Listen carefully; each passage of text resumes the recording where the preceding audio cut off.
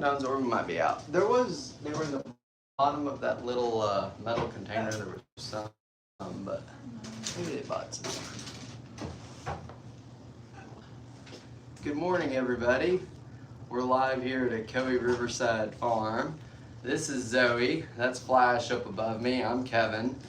Coey Riverside Farm is located in Benton, Tennessee, halfway between Chattanooga and Knoxville. We have over 150 animals. So if you've ever wanted to come hang out with a bunch of really awesome animals, you can do that here at Coey Riverside Farm. Let's see if we can get this a little bit more straightened out for y'all.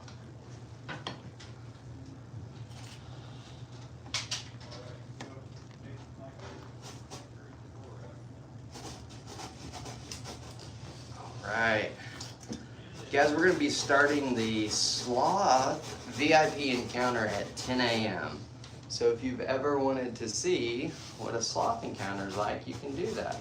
Hey Zoe, right here's some food. There you go, Zoe. You want some?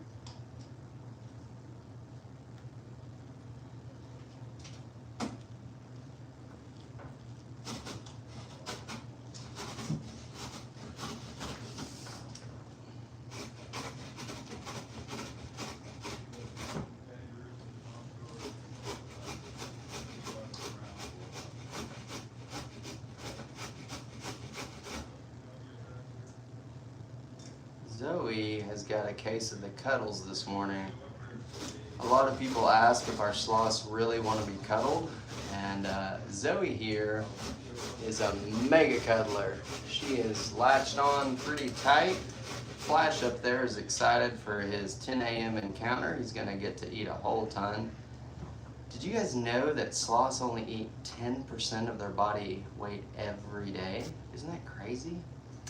And then, after 7 to 10 days, when they use the bathroom, they lose 30% of their body weight. So imagine if you weighed 200 pounds, and then after a week or two, you lost 60 pounds. That's what's going on with the sloths. It's really incredible. And so what they do is they climb down out of the tree, and they get their bottom all the way down on the ground, and then they do like a little potty dance. When they do that potty dance, the sloth moth scurries up onto them, and it lays its eggs and larvae, and other bugs live up inside of them on their fur. So in the wild, they're gonna have like 100 to 200 bugs living all over them. When they groom themselves, that's when they get the bacteria into their mouth, and it goes inside their digestive system, and that's actually how they process their food. They do not digest their food through an enzymatic process like we do. It's a bacterial process. So we're always careful to monitor their food, and we consider ourselves poopologists. It's not a glorious title, but it's one that we have, so we have to do the best that we can with it, right? Zoe's birthday was December 16th. She turned 1.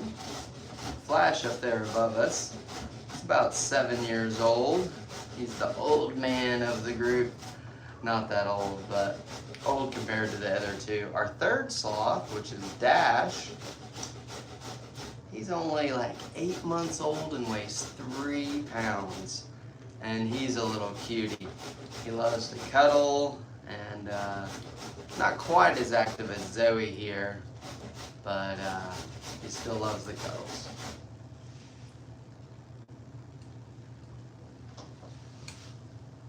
Zoe, did you miss me? Is that what's going on with the cuddles? She's like not even into eating. What you doing, girl?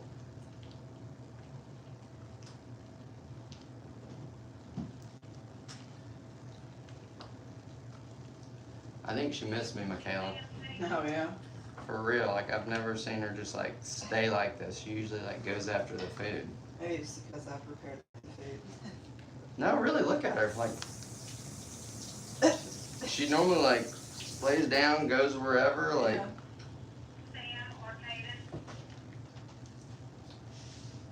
Yeah.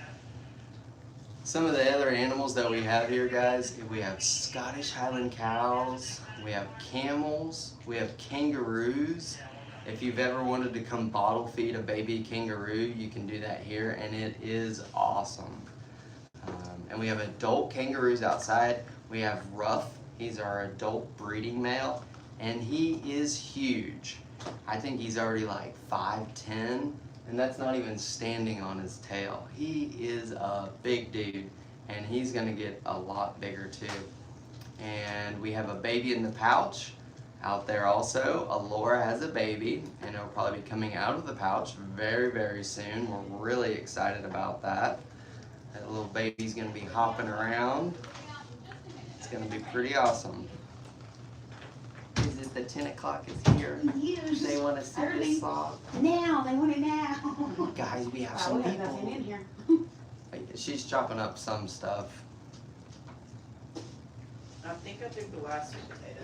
That's okay, I can, I just need to go to the store. Usually Fallon does that. I didn't pay attention. I'm gonna feed this. Cola.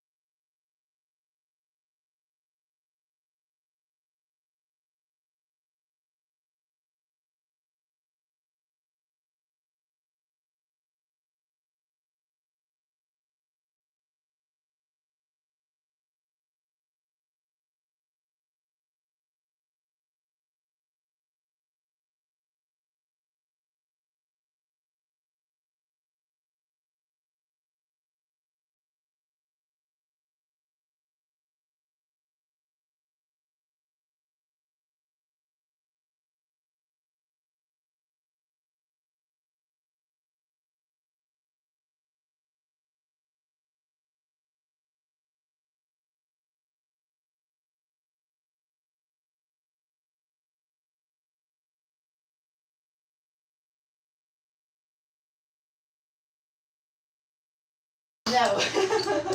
All right, guys. Back We're gonna get started here in about 5 minutes. I had to mute it there because we were thinking about some new activities we're getting ready to offer, and some of the ones we're definitely gonna be doing is some llama trekking and even horseback rides in the backcountry and hikes. And we're debating hiking with sheep or goats, and I think Michaela says that she might change her name to Mary, and she's gonna sing Mary Had a Little Lamb, and she wants to take y'all hiking.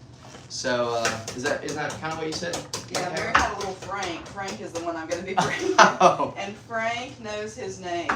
okay. You go out there anytime, every morning I'll go outside and I'll go, Frank! And he comes running to the fence, screaming his head off.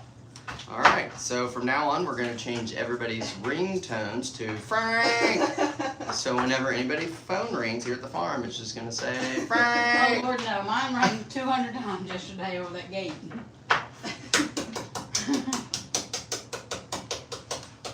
Yes. So guys, we're going to be getting started here in just a minute. I'm about to put old Zoe here away. She just had to get a little snack in, because if she doesn't get her snacks, she gets hangry. Although she seemed to be really into cuddles this morning. But that's okay, I like some cuddles. They're always good. Alright, let's put old Zozo up here, and then we're going to get ready.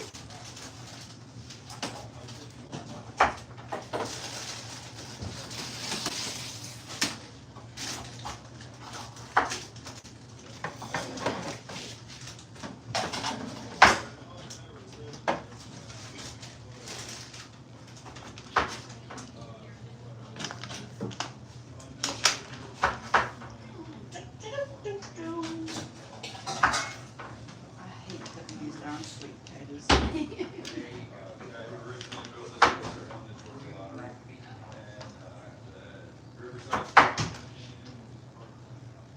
She will definitely eat more when you get ready to do her encounter.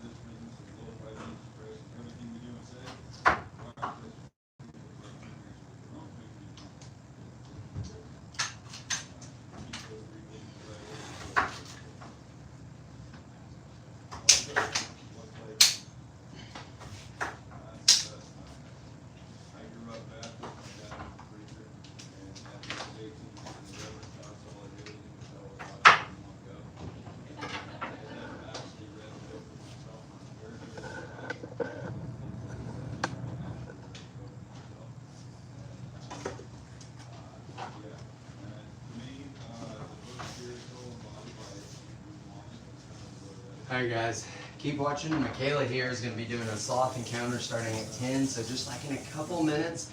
So keep watching, and she's going to be doing an encounter with Flash. He is our two-fingered Linnaeus sloth. That's going to go for about 30 minutes, and then we're going to go to Zoe. So keep watching guys, it's going to be awesome.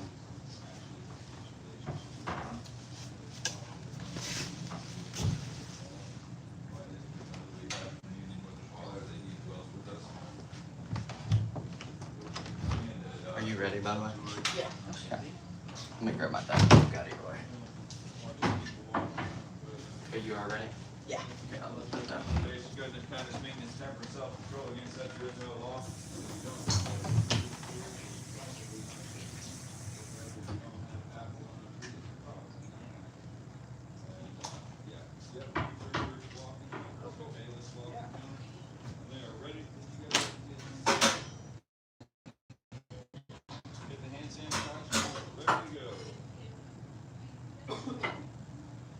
My name is Kevin. I'll probably be jumping in and out to mess with the cameras and stuff. But Michaela, she's awesome, very well spoken. David, come on in. Michaela, this is Marilyn and David. I think I got those right. Yep. You can go all the way in there past Michaela. So this big guy's Flash. He's the one we're gonna start out with this morning. Okay. And so they have really poor eyesight, so when we go to feed him his breakfast, he can't tell the difference between where the green bean ends and where our finger starts. So we kind of feed him just like a little reverse Pez dispenser. Oh, there he is. Maybe you Yes. didn't see him coming in. And so sometimes he gets a little picky, but once he gets a hold of it just like that, he'll eat the rest Take of picture it. of you? Yeah, that's fine. You can take all the pictures you want. And sometimes he'll get picky. Green beans are usually his favorite, but if he doesn't want one bite, then usually he'll take something else. And I've even seen people offer him one end of the stick and then turn it around and offer him the other one end, and he won't want the first end, but he'll want the second end. So he's just a little bit picky sometimes, but we can try some different things this morning. So all that is his breakfast for this morning. We can try. And so Flash is we call him our old man, but he's only 6 years old. And sloths can live for up to 50 years in captivity. So the oldest sloth that we know of lived in Germany, and his name was Jan, and he lived to be 54 years old. So he's actually still a young guy. This has been Miss Marilyn's dream for a long time, is to hold a sloth. Yeah. We'll get to Zoe here in just a minute. She's been snuggly this morning already. Are they very interactive? Do they like to be? So Flash is not so much. This is about the extent of his interaction. He'll eat out of our hands, but he has never shown interest in being held or anything like that because he came from a totally different situation than our other two smaller sloths did. So we got him from was actually a facility where he just stayed behind glass all the time, and nobody ever fed him his breakfast like by hand. It would just always be in a bowl. And so he never interacted with people for the first 3 years of his life. So when we got him about 3 years ago, it took John, the owner, about 2 years of him really just working with him and trying to get him used to it and just talking to him and saying his name. and getting him to come down, and he would slowly, he would obviously already have his breakfast in there, but he'd offer his breakfast by hand, see if he would take it, but it took him about a whole year before he would even take it out of his hand. And so a lot of work has gone into Flash, but he's not, interacted past just eating from us. But Zoe and Dash, our baby, they both came from a breeder that's a doctor of veterinary medicine that has been breeding and researching and doing all things sloths for over 30 years. And so he has a lot of experience in it, and he actually clicker trains his babies to be able to come from mom, like when they're really young age. They'll make a little clicker noise, give mom a little treat, and borrow baby for like 30 seconds, and then give baby right back to mom. And so as they get older, that time slowly increases and slowly increases until by the time that they're weaned at around 4 or 5 months old, at the time that the mother weans them, they're up to, being held for like 30 minutes a day. And so before they came here, they actually had to pass the spinal ambassador test, which means that given the opportunity between being held by someone and doing something that they enjoyed, like laying in a particular hammock or sitting on a particular branch that they would like to be on, that they would rather be held by a person than be, doing something else that they enjoy. Mm-hmm. So is this like how he's comfortable, he likes this position? Yes, and so a lot of times, so by the time that they're first born, they're able to withstand all of their body weight hanging from just one hand. And so for them, they're, if you think about it, takes work for us to have to squeeze our hands like this. Yeah. It takes energy, but for them, that's actually their relaxed state, and to have to actually straighten their hands out is a stress state. It takes energy for them to do that. And so with his back feet just hanging there, hooked on that branch, is essentially not burning any energy for him. That's just natural, his natural position. And the same way with his front feet. You're very sweet. Do you like to be talked to, or do you just like to eat? So how long have you been working with him? I have only been here for, this is my 2nd week. So, Okay. so I'm still learning all of the ropes and everything, but I've definitely been here a lot, just from, I'm wanting to go to vet school, and so I ride with a large animal vet that comes down here and does his exotic animals and everything. And so I've been here a lot, and I knew all the people already and everything, and so I figured that I'd just try to get a little bit more exotic experience to help with my Is vet this life. saying please give you some Yes. more? Yeah. So a lot of times in the morning, that's good.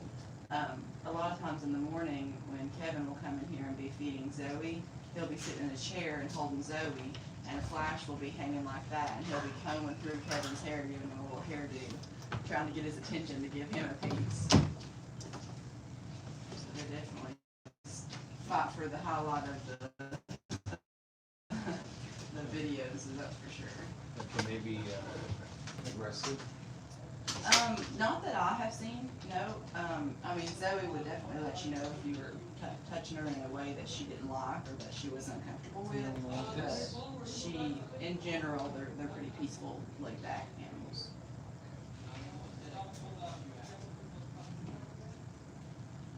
When they are in the wild, they kind of get all kinds of stuff in there. I mean, stuff grow out of there. Yes, so in the wild, they have a natural ecosystem that lives on their back. And so they have moss and algae and different kind of fungi and things that grow all along their back. Because their hair, if you were to look at one of their hairs under a microscope, has a lot of little micro cracks in it that allows the rain from the rainforest to kind of gather there on their back, because most of the time they hang with all 4 feet on the limb, and that the water will naturally, their hair parts on their stomach, and the water naturally kind of flows and gets stuck on their back there, which helps to grow the algae and everything. And along with all of the plant material that's growing on their back, they also have moths that live in their fur. Wow. And so sometimes you see a video online that'll have, a whole bunch of moths and everything on, and you're like, man, that thing must be sick. But that's natural for them, so that's normal for them to have a whole bunch of moths and everything. And they're actually called the sloth moth. And that is the only place that the sloth moth lives in the whole world, is on the back of the sloth. And they actually have a symbiotic relationship between the two, which means that both parties benefit. So the sloth, or the moth, obviously benefits because it has a little transparent exhaust and its own little, ecosystem to live in there, as well as once a week, when the sloth comes down to use the bathroom, on the same tree, same side of the tree, in the same pile that he went before, those moths that were in the dung pile will actually climb up onto the sloth and spend the rest of their lives there. And at the same time, the moths that were already in the sloth's fur will come down and lay their larvae in that dung pile once again. And so the whole week, when it goes by again, then those larvae have matured into sloth or moths, and then they climb back up onto the sloth. And so it works out pretty well for them. And the sloths also benefit because when they turn around and they groom themselves, they lick up a portion of the moths themselves, and that provides them just a little bit of protein for their diet. And then they also lick up a portion of the waste products from the moths, and that gives them this good gut bacteria and good gut biome to be able to digest their food. Because they don't have, like for us, we have a whole enzymatic process to have to digest all of our food, but for them it's a bacterial process. And so if they didn't have that, they didn't have the waste from the moths, then that could be pretty detrimental for them. So what would they normally eat in the wild? So in the wild, they eat the leaves of the sarcopia trees, and the two-toed sloths, which is what Flash is here, their diets can vary just a little bit, and so we're able to feed him the different types of vegetables and things that we feed him here. But the three-toed sloths, their diets are actually a lot more sensitive, and they can only pretty much eat just the leaves of the sarcopia trees. And so I think in Florida, they've been trying to experiment with growing some there, see if they can get a good amount growing there. But otherwise, it would be pretty difficult to have a three-toed sloth in America in captivity, unless you had like a private jet that flew back and forth and brought you the leaves of the sarcopia trees to feed them every day. And sloths actually eat a whole like 10% of their body weight every day, and then once they go to the bathroom once a week, it's a whole 1/3 of their entire body weight that they will shed, in both solid and liquid. So they don't even pee up in the treetops. They'll wait until they come down. So they only come down once a week then? Wow. Every 7 to 10 days.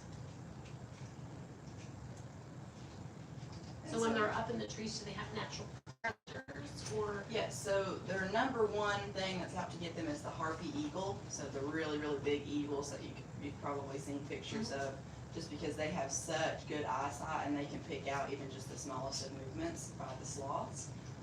But otherwise, ocelots and jaguars and things like that live on the rainforest floor, it's pretty difficult for them to spot a sloth, just because from the rainforest floor looking up, their back helps them to blend in to the rest of the canopy of the rainforest. But on the off chance that an ocelot or a jaguar were out to get them and actually were able to spot them and decided to climb up that tree and go out on the limb after the sloth's goal is to just get to the end of the branch, away from the threat. And once they eventually reach the end of the branch and they have nowhere else to go, and say the jaguar or whatever it is that's still after them, well, they're both going to go tumbling to the floor. A sloth can withstand a fall from up to 100 feet and be unharmed. And that's because a two-toed sloth has 46 ribs, 23 sets of ribs, which is double what we have. And all of those ribs have connective tissue that is intertwined with their intestines and organs and everything to keep everything not only suspended in the right place when they're upside down hanging from a tree, but that impact does virtually nothing to them because their organs don't slosh around like ours would if we were to get into a car accident. So if you think about us, if we were to get into a car accident or something, a lot of the damage that can be done is by our organs and intestines moving around inside of us all of a sudden. But for him, that's not an issue. And so he can obviously withstand a fall from a great more distance than a jaguar or an ocelot could. And so if they both go tumbling to the ground, the sloth is most definitely going to make it, and whatever is after him is most definitely not. And so he'll just look over at whatever it was that was after him and just go, haw, haw, and go right back up the tree. So do they verbalize very much? So really the only noises that they make are if the female sloth goes into heat. Yeah. He might not want that piece. Sometimes he gets kind of particular. See, I'm telling you. But, yeah, in the wild, so the females, once they go into heat, they'll make this really loud screeching noise that alerts all of the males that she is in heat, and they'll slowly make their way over to her, and the first one that gets there is the one that will get to breed her. But other than that, the babies and the young ones, they make a little bit of a whimpering noise or like a little crying noise. And so Zoe, which we'll get to see here in just a minute, we almost named her Oof as a baby, because a lot of times when we would set her down in her hammock, after we'd be holding her for a while, she would go reaching back up at us and go oof, oof, oof. And she still does that occasionally if we go to set her down and we stay in her room for too much longer afterwards. She'll start climbing back at us and making little noises like that. But if they're threatened or that they feel alarmed in any way, they can also make a little bit of a hissing sound all of a sudden. But other than that, that's all they make. Done. Full. Are you looking for the green beans? Is that what it is? No.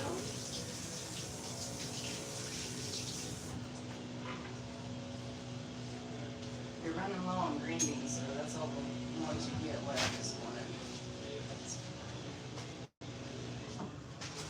What is it? Yeah. That's your favorite.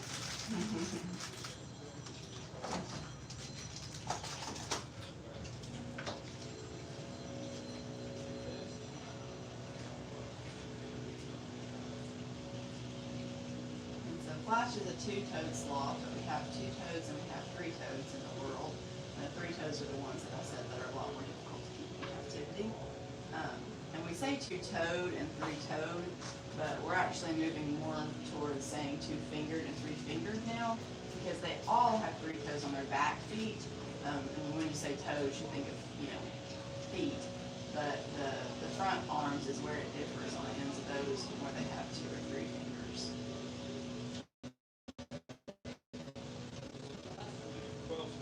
And the three-toed sloths, they actually are a lot smaller than the two-toed sloths. And those are the ones that you can see pictures of the, like they've got a little band around their eyes and their markings makes it look like they're always smiling. And their faces are just a little bit more smushed in.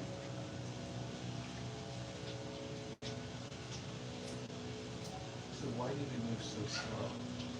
So their energy reserves are very, very low. The leaves of the sarcopia trees offer basically no caloric content. And so it takes a lot of leaves to make up, a little bit of energy. And so all of their metabolism and everything, it takes like 30 days to digest everything that's in their system. And so since what they eat naturally has such low value of energy, they're not able to expel a whole lot of energy.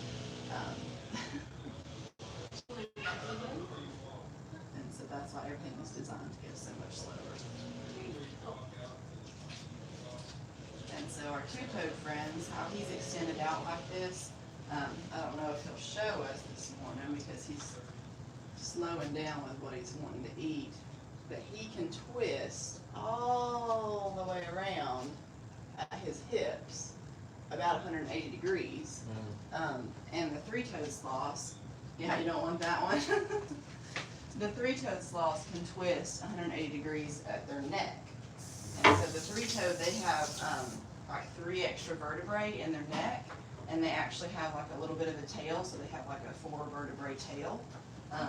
And that allows them to, when they come down to use the bathroom, they use that tail to kind of swirl around and make a little hole in the pile previously. And so it's thought that the three-toed sloths actually have even more moths that live on them, just because of how much more they scoop their booty around in the pile that they made the week before. So all those larvae that have turned into adult moths will climb up on a lot easier. Obviously, we don't have those here in captivity, and so the waste of the moths are what provides the sloth with their good bacteria that goes into their gut. And so since they've already established that from their mother when they were really young, in captivity, we have to make sure that they stay maintained. And so with doing that, since we don't have the moths to produce waste for them, we have to make sure that their temperature never drops below around 78 degrees. Or 78 to 85 degrees is their sweet spot. So if it gets much below 78, they can't maintain their own body temperature, and so their body temperature would drop. And that would essentially be like the same if we had a round of antibiotics, that kills off a lot of our good, bacteria and everything that's in our gut.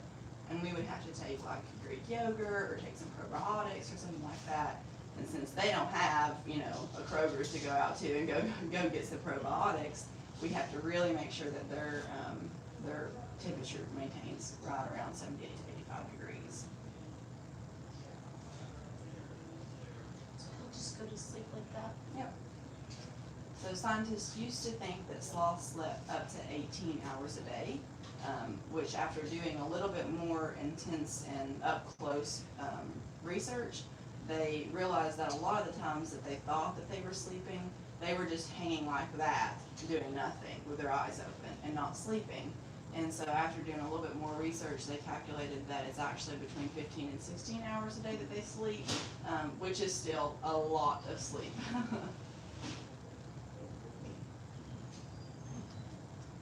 But in the wild, if they were to enter a time of stress, so if resources were low, like food, if for whatever reason they got into a tree that didn't have a whole lot of leaves that they were able to eat, or if the weather was doing something crazy and that stressed them out, they can go into what's called torpor, which a lot of people think of it as hibernation, but it's more so an adaptive response for them to be able to maintain the energy reserves that they already have in their body.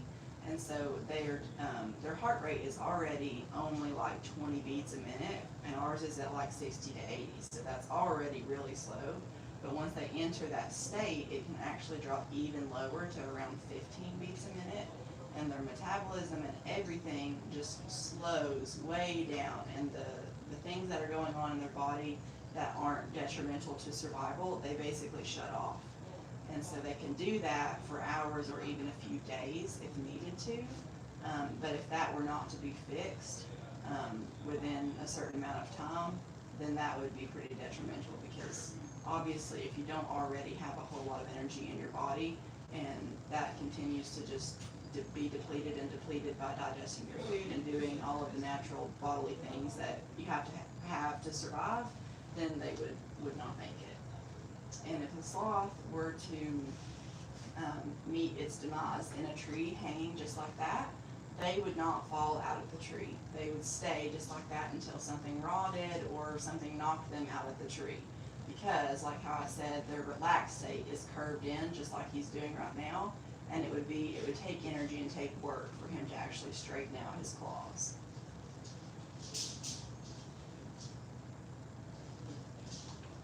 He seems very content right now. Yes. Yeah, he likes to snooze out here a lot. But obviously this is not where he stays most of the time. This is just where we do his encounters. And his enclosure in there goes up about 20 feet. And if you were to stay in the camel condo, which is right above up here, you can actually have him as a roommate. So his little hammock is all the way up there next to the plexiglass that's up there. And you can see him nap most of the day up there. And when we go into Zoe's room, you can see where we have little nets that we keep in their enclosure, just in case they were to take a tumble and fall right onto their heads. You know, obviously, concrete is nowhere similar to the rainforest floor, which is very moist and has a lot of leaves and things like that to support them. So even though they can withstand falls from up to 100 feet, we just want to take extra precaution to make sure that nothing were to, go wrong in there. We also have cameras inside their enclosures, and so we have a lot of people. Kevin, he loves to watch them after he goes home just to make sure everything is okay, they're eating their food, everything's locked up the way that it should be. And to his knowledge, nobody has ever seen them actually fall from one of the branches, but we like to have it there for his peace of mind. So is Kevin his main caregiver up there, Kevin? No, so he does most of the social media and everything. He is in here a lot, feeding them and whatnot. But I'm training to be the sloth keeper, so I'm training to be the number one for him. But I'm not there quite yet, so he's still helping me out with it and everything. But I would say that John, the owner, is the main caregiver right now, just because both Zoe and Dash, which Dash is still at this point right now, but up until they're a year old, they stay in the main house with them. And so since they have such poor eyesight, they really go based off of hearing. If you think about losing a sense or one of your senses, your other senses tend to become heightened. And so for them, their hearing is actually quite well, and their sense of smell as well. And so he could come in here right now, and while Flash is sleeping, he could come in and just say his name, and he would wake up and go to the end of that branch just looking for him, because he knows who he is. So you said Zoe and Dash stay up at the main house? So Zoe stays here now because she's 16 months old, but Dash is just 8.5 months old, and so until he turns a year old, he'll stay up at the main house just for them to keep an eye on him. And they have a lot more regular feedings when they're younger like that, so through the night and stuff, they'll get up and feed him. But Zoe's to the point now that she can go longer periods without eating and stuff. And how long does it take for them to get away from their mothers? So in the wild, the three-toed sloths actually hang on to their babies for a little bit longer than the two-toads do. But for them, you know, it takes a lot of energy to have a baby. And like we said, their energy stores and reserves are already very low. So they can't really withstand hanging on to their babies for a lot longer than 6 months. So it differs from sloth to sloth, but usually around 6 months is when they're completely weaned. And so sloths don't have the ability to store milk. So for them, it's just produce and provide. So as soon as the baby starts suckling, she'll right then produce the milk and then provide it for the baby. So there's no storage of milk for the sloths. Is that a hedgehog? No, that's Baku, so he's a three-banded armadillo. I would get him out, but he gets quite annoying sometimes.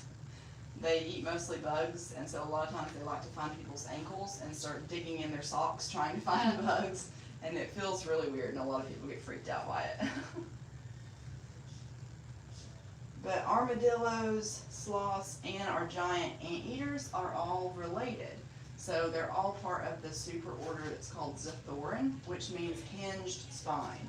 So the sloth, he's not really displaying it very well right now, but if he were to really relax all the way out, he could bend his spine up to about, a V. And so our armadillos, obviously, they can curl up all the way into a ball, but the Zathorin basically just means hinged spine. And the giant anteater also has the ability to do that. And you can see with him, we'll get him out here in just a minute, his little legs, the feet that he has on him basically look like his do. So he has two little claws that come down off of the end of his legs that look just like the sloth's claws do. They don't curve quite as much, but they're pretty similar. You go to sleep, Flash. We're just about ready to switch for Zoe. And Zoe just ate about half her breakfast this morning, so we'll feed her the rest of that as well if she gets. Does he like being touched or no? That's fine. Is that gonna touch him? Yeah, so just slow strokes with the back of your hand just down his back is what he likes. Back of your hand. Is it okay if I touch? Okay. They're a lot softer than a lot of people imagine that they will be. He looks really coarse and wiry, but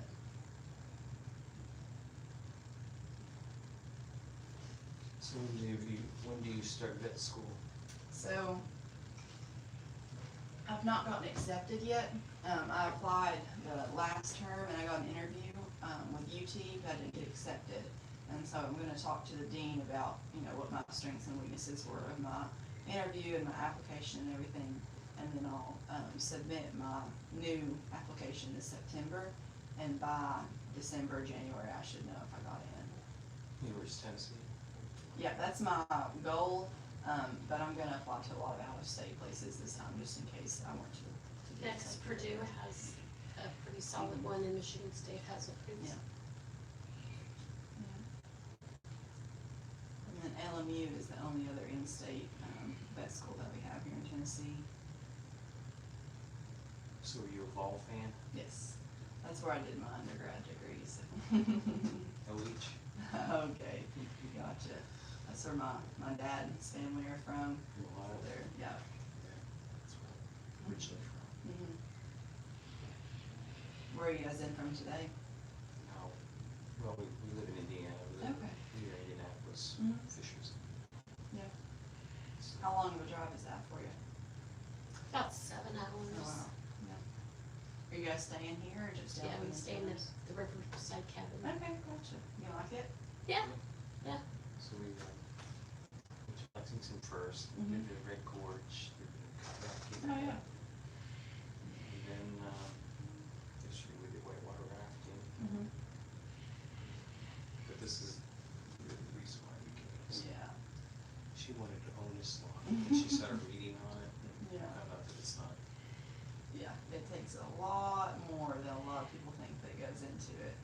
And especially the biggest misconception that a lot of people look over is the fact that they can't maintain their own body temperature. And so a lot of people that decide that on a whim that they just want to go and get a sloth, which there's no reputable breeder of sloths in the United States that would sell to the general public. But on the off chance that they were to find a breeder that would sell them a sloth, these are people that like to keep their house at like 68, 70 degrees, and it just doesn't work out for them. And so a sloth that were to be put into an environment like that virtually has only 2 or 3 days to live at that point. So what temperature does Indica need to be in environment? So here we keep this room 78 degrees at all times. That's winter and summer. So in the winter, obviously, you can imagine it probably feels pretty good. But in the summer, it's still a good 78 degrees in here. And they actually have to have quite humid environments as well. And so that spigot there, we attach to a hose, and it has a whole piping system that goes up and will mist the whole enclosure to make sure that his humidity stays just where it's supposed to be as well. You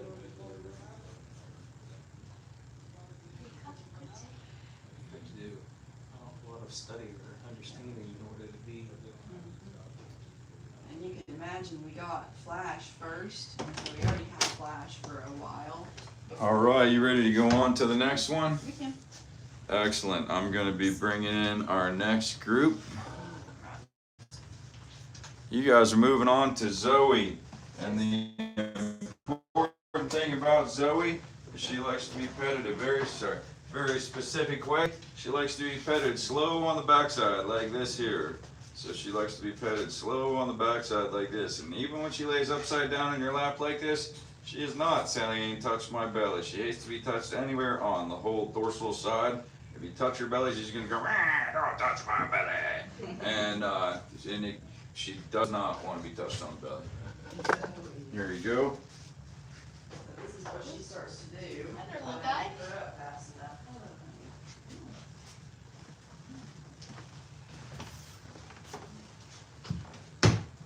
Open or close? You close it.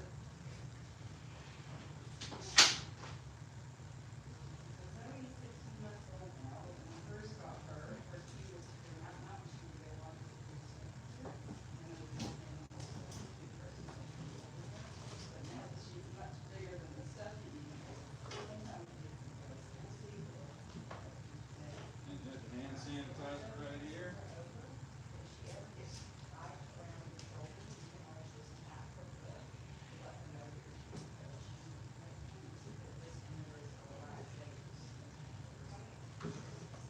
No, you're fine. Yep, it's fine.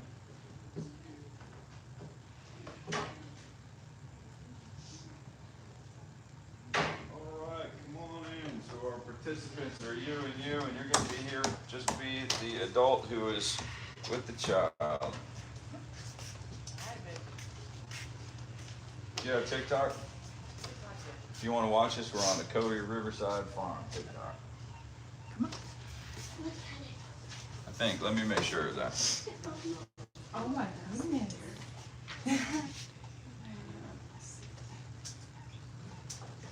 Yes, the Cody Riverside Farm TikTok. That's Zoe. You think so? That is Flash. That is Flash. That sign goes over on Zoe's door when we're trying to convey information, but it's not what we normally use for her. All right, y'all, so this is Flash. Flash is a two-fingered sloth. Alive in the world today, there are two-fingered sloths and three-fingered sloths, and he is a 2. The taxonomically, they are still referred to as two-toed and three-toed, That's creepy. and that is He likes the taste of your shoe, apparently. that's Baku. Baku likes to sniff everything. Here you go. Oh my god. He's up my shoe. Take it. You take it. That's scary. Is that an armadillo? It is. That's a Brazilian three-banded armadillo. Oh, wow. I noticed his shell. Yeah, actually, it's a carapace mammal, and mammals don't have shells. And all the little star patterns over him are little bony plates that are all held together by skin.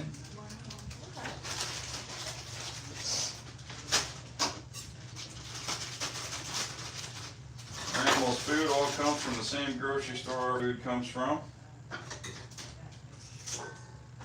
We don't get leftovers or second qualities or any of that kind of stuff. Here's one for you, here's one for you. Thank you. Alright, so rules of the game. This is food, this is not food. He cannot see the difference, he really can't. So this one, did she already eat this morning? She ate half of her breakfast this morning, but she's still quite hungry. Alright, you might want that too.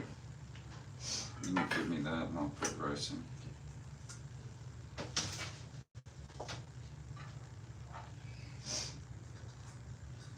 You smell the food. You can smell it, you can hear well, just you can't see very well. Alright, so don't put this you put in his mouth, this you don't put in his mouth. Don't put this in his mouth, don't put it in my mouth. Either one of us might bite you if you stick your finger in our mouth. So when you go to give him his food, you just give it to him like this, and he is just going to eat it. Maybe. Hey buddy, you hungry? Maybe he doesn't like food. Oh, he loves green beans.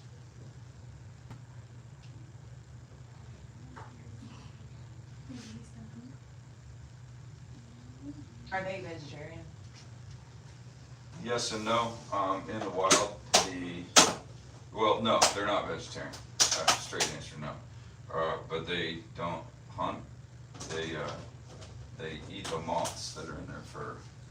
That's their protein source in the wild. Alright, so sloths are slow. Everyone knows that sloths are slow, but sloths are slow in ways that it likely has not occurred to you that a sloth even could be slow. I'm going to show you one thing real quick here about how a two-fingered sloth moves as compared to a three-fingered sloth. So the two-fingered sloth can rotate until his hips and his shoulders are facing directly the opposite direction. So see that his hips are facing that way and his shoulders are facing this way. And that is very different between a two-fingered sloth and a three-fingered sloth. So it's a little kickstart to eat his breakfast there.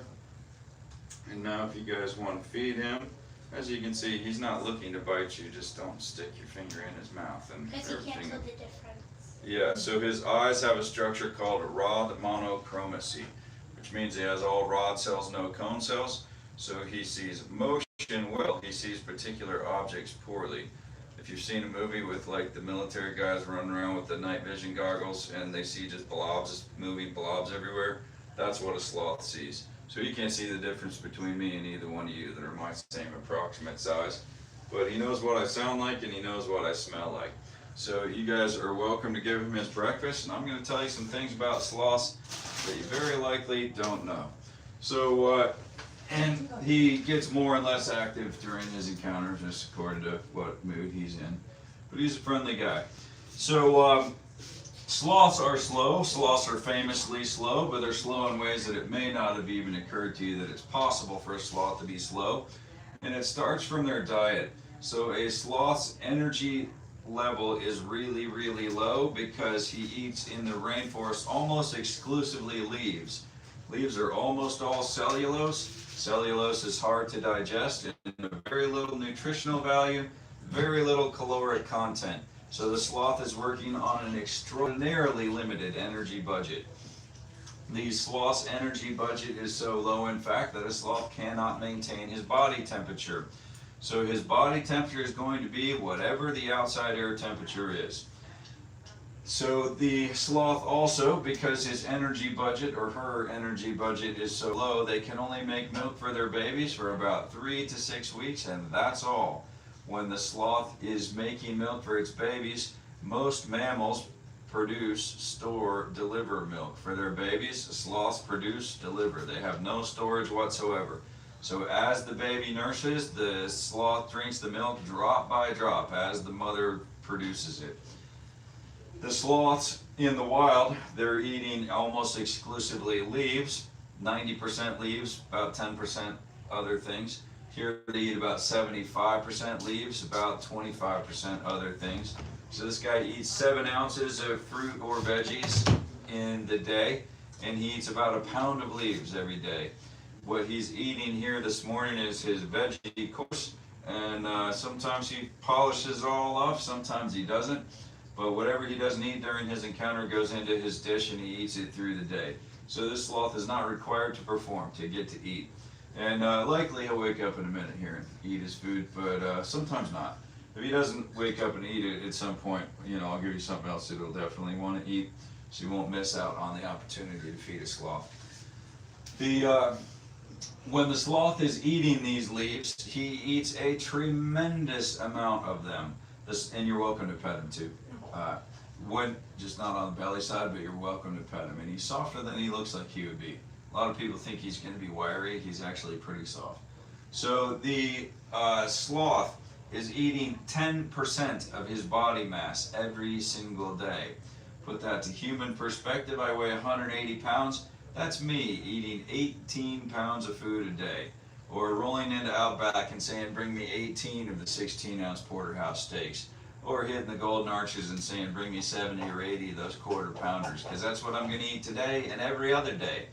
The sloth only goes to the restroom once in 7 to 10 days. 3 or 4 times a month is all that he goes to the bathroom.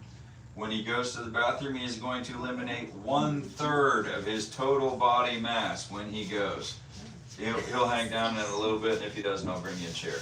So the sloth is going to eliminate 1/3 of his total body mass. Again, in human perspective, I weigh 180 pounds. So that would be me starting from 180 and eat some more, eat, until I got to about 240, and then boom, all the way back to 180 in 2 or 3 minutes. 1/3 of his body mass in 2 or 3 minutes. So it is really, really something.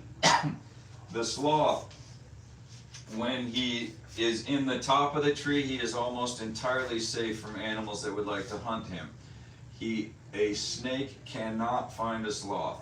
Sloths have no natural scent. They have no sweat gland, musk gland, scent glands, none of that.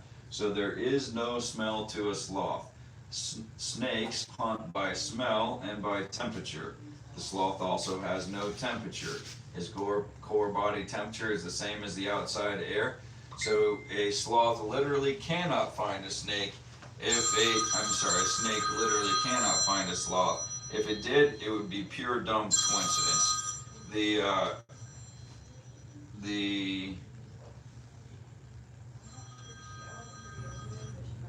The sloth is safe from large cats because the sloth hangs on the bottom of the branch. When he sees motion, his eyes see motion well. He's end of the branch, get to the end of the branch, and then the branch, bends down under his weight. When he gets to the end, the cat is trying to come along the top of the tree to get to the sloth. How's that going to work, right? And should the cat press the issue to the point that the branch would break and they both fall 100 feet to the floor of the rainforest, the sloth, which is built like a truck, will almost certainly survive that drop, and the cat will almost certainly not. And the sloth will look over the cat and he'll say, Ha. Ha. And back up the tree he goes. So speaking of a sloth being built like a truck, the two-fingered, three-fingered thing makes a little more sense if I show you a skeleton picture here. So and this is just a Google search, sloth skeleton image, and the two and three-fingered sloths are actually put together quite differently. If it'll load. This is a two-fingered sloth. That's him. A two-fingered sloth has only 5 vertebrae in the cervical spine between skull and shoulders. He has no tail. And the three-fingered sloth has 9 vertebrae in the cervical spine. See how much longer his neck is. 3 vertebrae of a tail. The three-fingered sloth, which this is not, his arms are longer than his body, his legs are much shorter. The two-fingered sloth, his arms are longer than his body, his legs are longer than his arms. All the 4 vertebrae missing from the neck and the 3 vertebrae missing from the tail are all between the hips and shoulders of the two-fingered sloth.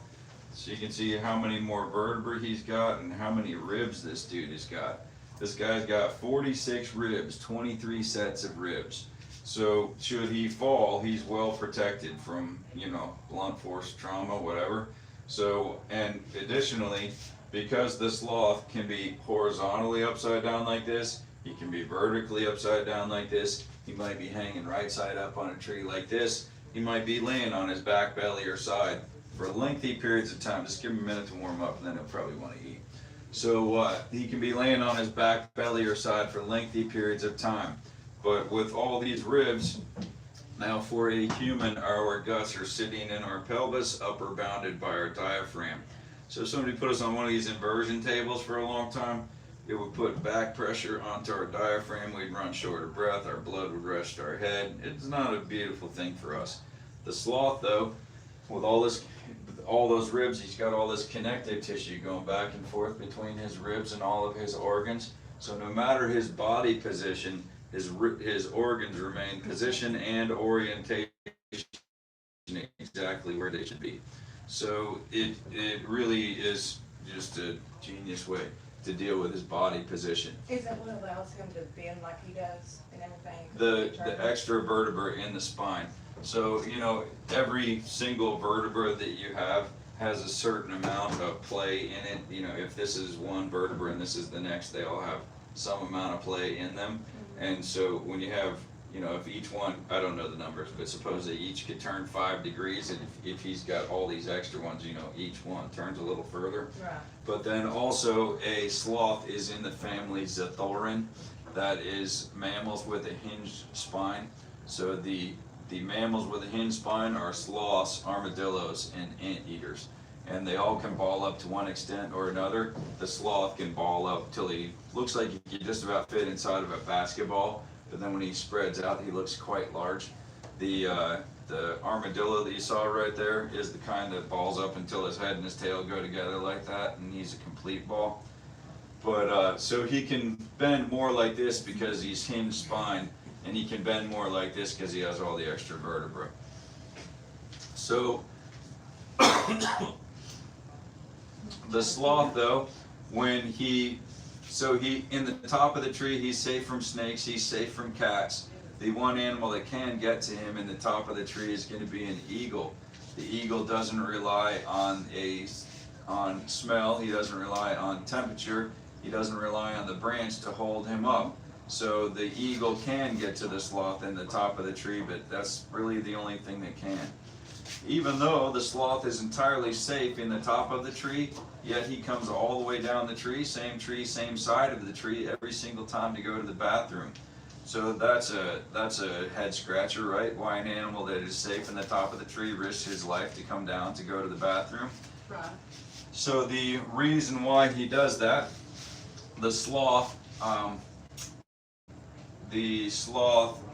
is in a symbiotic relationship with moths. There is a type of moth in the world called a sloth moth that lives nowhere on earth except in the fur and in the waste pile of a sloth.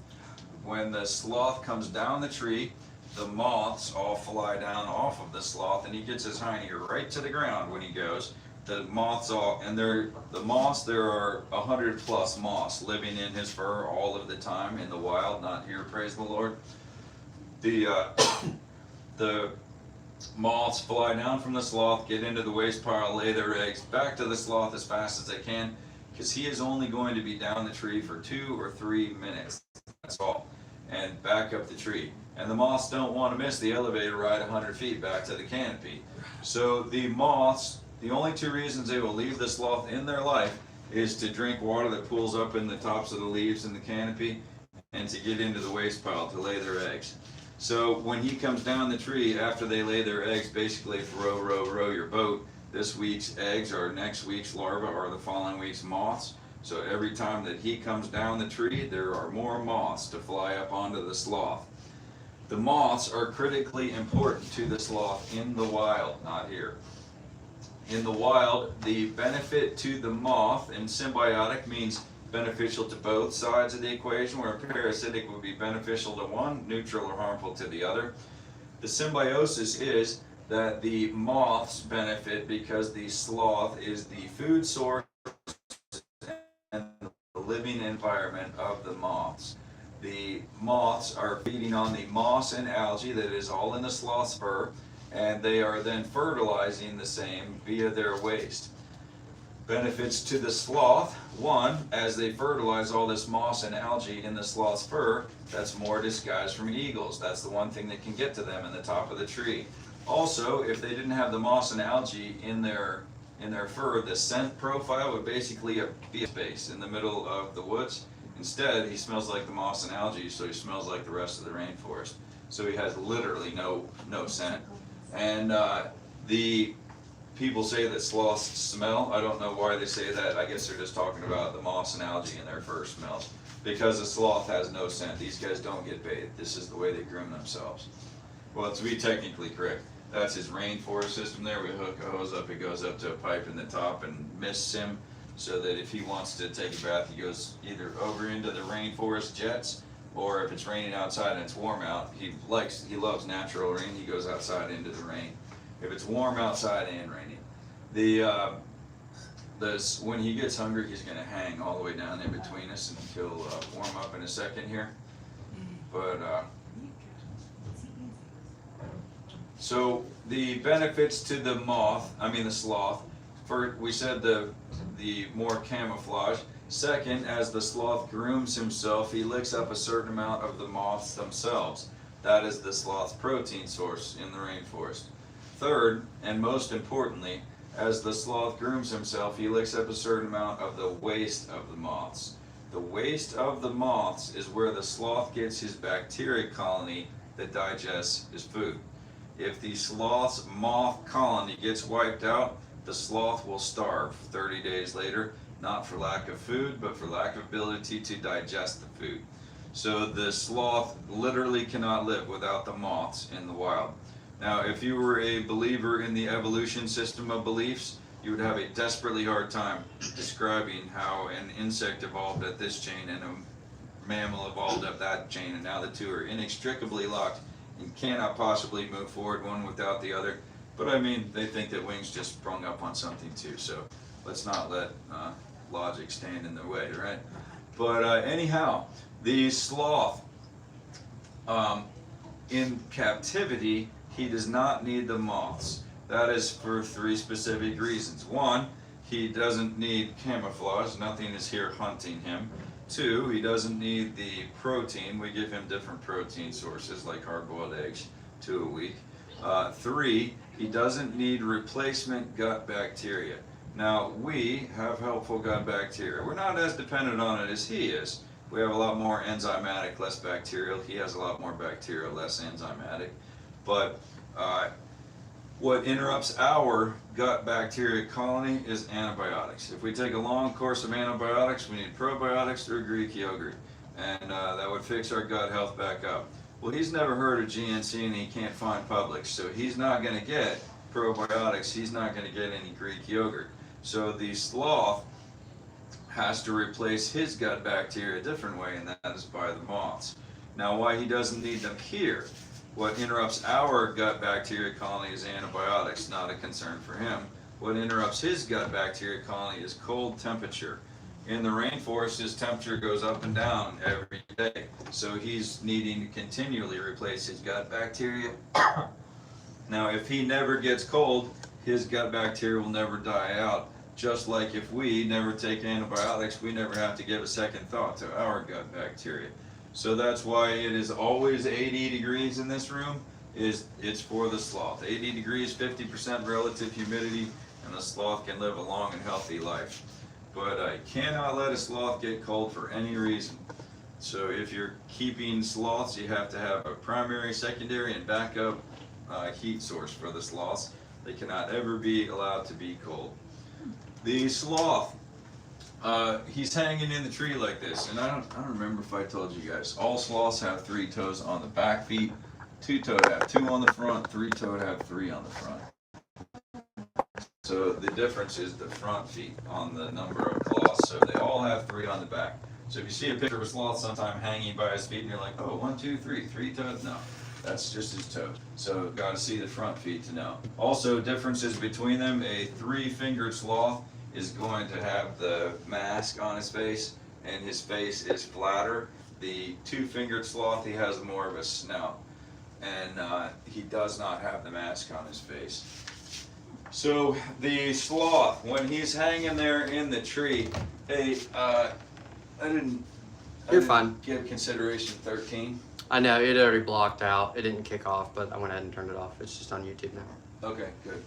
If you have somebody under 13, you can't be on TikTok. I forgot about that when we started. TikTok will block me for a week if I have somebody under 13. And they block me for all kinds of things too. That's why I sometimes talk weird. We're not on TikTok now. When I say a fit failed to thrive, you can't say the D word. If I say something that hunts them, you can't say the P word. And it's just ridiculous. But I got blocked recently because one of my guests had an outline of a can in his pocket, so I got banned for a week because promoting the use of that product. Wow. And yeah, it's crazy. But I guess that the bigger your account is, the harder they are on you. Yeah. And but man, when I scroll TikTok, sometimes I'm frightened by the things I see, and I'm like, and I get blocked because Right. I said the D word. Right, exactly. Yeah, crazy. She had a cooking channel for a year and on TikTok. Oh, congratulations. They shut her down, just no questions asked, because her name was Too similar to too the other similar ones. to another name. And they two had, other and they names. had a trademark, so, Yeah. but for a year, like, she was doing well, and then it just closed. I had like 33 videos on my page, Yeah. and I couldn't. Not all those videos went to waste because they had my first name in them. The So way she You can introduced- recover your videos. Yeah, it's the way she introduced him, and Yeah, it's the she way I said the name introduced of her him channel, out. so it was like, when it was gone, it Yeah. was gone, That's so, crazy. Yeah. so we just didn't pick it back up, because they had to. I mean, we did, but it just we've never made too many videos on it. We have like 2 videos right now. Takes a while to get them going again. Yeah. All right, so the sloth is hanging in that tree, right? Now, if any of us were hanging in that tree, a minute is a long time to do a 2-arm hang, right? So how is he hanging there? I mean, that's a pretty good question. So, say what? Holding on to his body. Right. Yeah, so the sloth has tremendously tight tendons in his hand and in his forearm, so pop! I mean, they pull his claws down like this, so that is his completely relaxed state.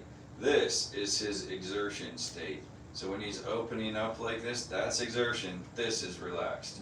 So if the sloth hung there and his life ended while hanging in the tree, he would not fall. He would continue to hang there until something knocked him loose or until something rotted. Beyond that, he would hang there endlessly. And the sloth, because his vision is horrible, his hearing and his smell are wonderful. The sloth doesn't know what I look like, but he knows what I smell like and he knows what I sound like. And his sense of smell is good enough that he could pick me out of a crowd from a distance. His sense of hearing, you know, my voice may be great for a camera. I'm pretty monotonous, but the sloths like it just fine. The sloth another upside downy thing for a sloth is people ask me how he can swallow upside down. You could swallow upside down too, no problem. Peristalsis is the muscle spasm that moves your food from the back of your throat down to your stomach. He's got the same, but he does in the top of his stomach have a one way. The food goes in, can't go back out.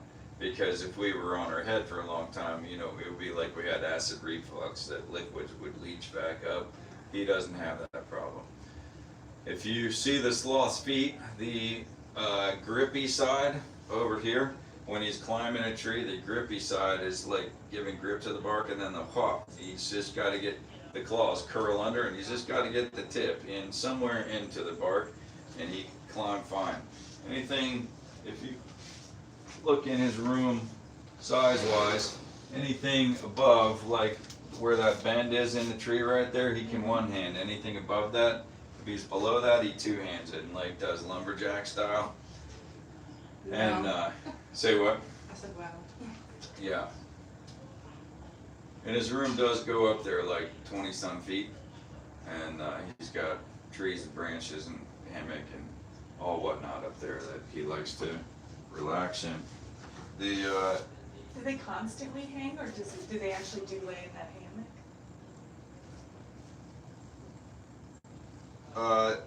he does all different things.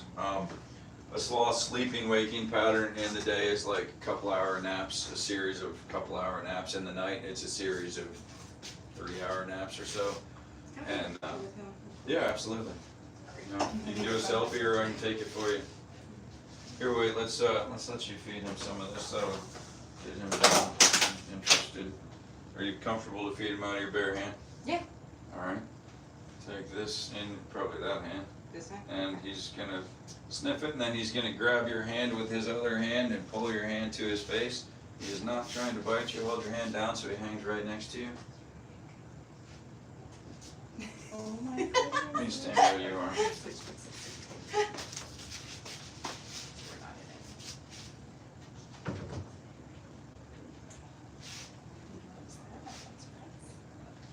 That is so cool.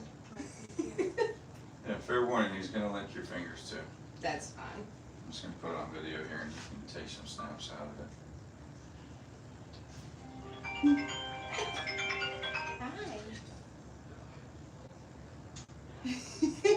Yeah, no, he's looking at my fingers.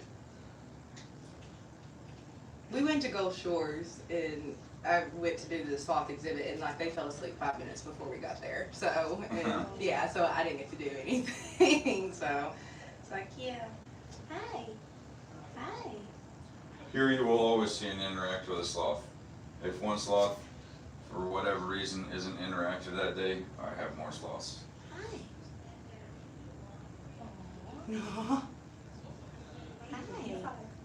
Or two. You're so cute. Best birthday gift ever. Yeah.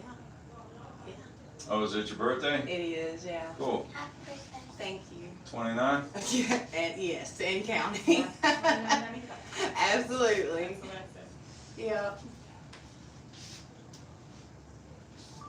Thank you. Let's let you do a little bit here. Hold on, baby. Look, hand in your You hand. good with letting him eat from your hand? Just Hmm? be Does he very feel like a cat hand? Say what? Does he have a tongue like a cat? I'm What type of tongue does not a he have? cat person, I He's don't gonna know. hold your hand. Yeah, It's there you go. okay. It's okay, honey. It's okay.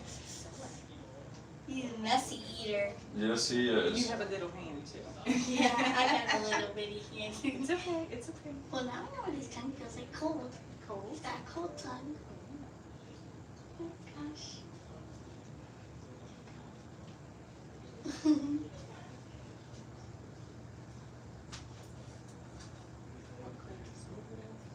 Oh, no. He's so cute. Well, I forgot he was in there for a second. I was like, oh my gosh, what is that? Yeah, he's just running back and Oh, forth. did you get pictures? I didn't. You can take it from there. Just look right there, baby. Just look ahead. Just stand there with her, Mom.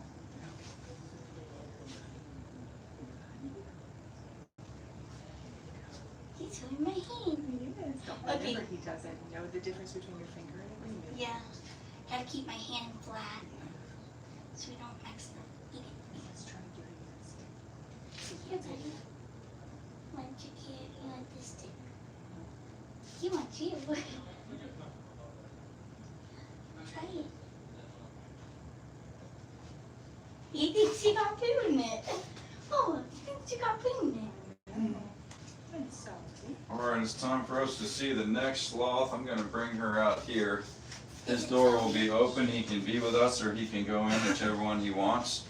And let me get another chair because there's only 2 in here. His tongue feels kind of funny. Oh, Let me see if I can take a picture of you right behind him. Put your hand down so I can see him. Put your hand down. Right, look up at mama. Look up at the sloth. Look up. Look up. Armadillo what?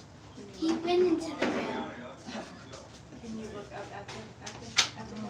We'll go back out here and get the hand sanitizer one more time. And you guys are Come on, let's go back. Come here, so you're not. I don't know if you're in that. In this. Oh, she's fine. He's like, what you doing?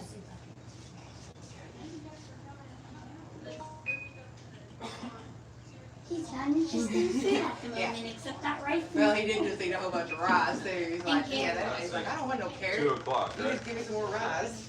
Yeah, just give us some more Kangaroos rice.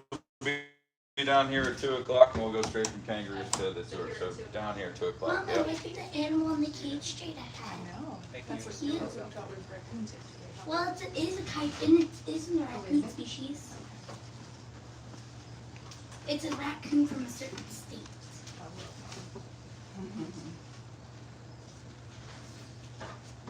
Is he gonna try to lick you? I don't know. He's listening to everything that's going on. Excuse me. Flash. I'm gonna put chairs like this. Sorry.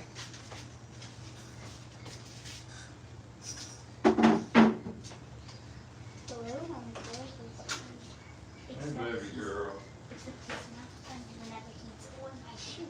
Look at my Yeah, he liked your shoe. I don't know why he like my shoes so much. I'm not really sure what they have in that shoe. Look at him. Stand right here. He's so cute.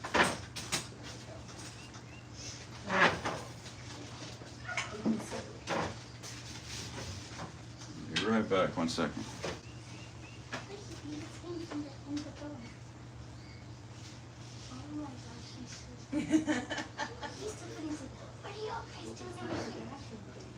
Yeah, I know. That's what I was thinking. I was like, what do you do if they just start bringing like food? Yeah. Oh, hi. Hi. Hi. I can take a good photo. Just give me a photo.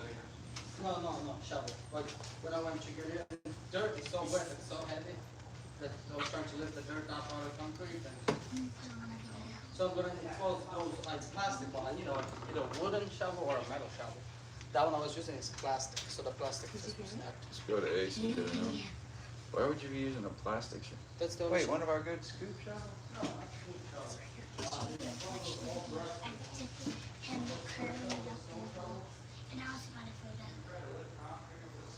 You guys liking seeing the sloths and feeding them? It's pretty awesome, isn't it?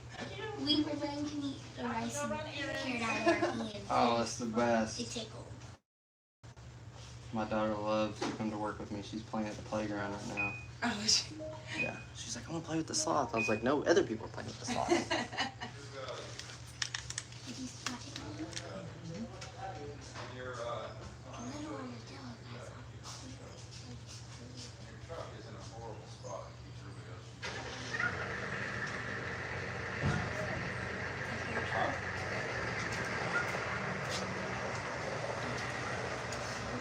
Alright, so we're about to see Zoe. Zoe likes to be petted a very specific way, and that is slow down the backside, like this. And if she lays upside down in your lap like this and looks like she's saying, scratch me on the belly, she is not. She doesn't want to be touched on the belly side, not at all, not a little, not in any case. Sloths You touch her don't belly, like she's your gonna be like, belly. "Rah, leave my belly alone," and then she may not want to be held anymore after that. So Sloths don't don't touch like her to on the be belly belly side. Yeah, sloths don't like Don't to touch be- my belly either, we're both kind of sensitive.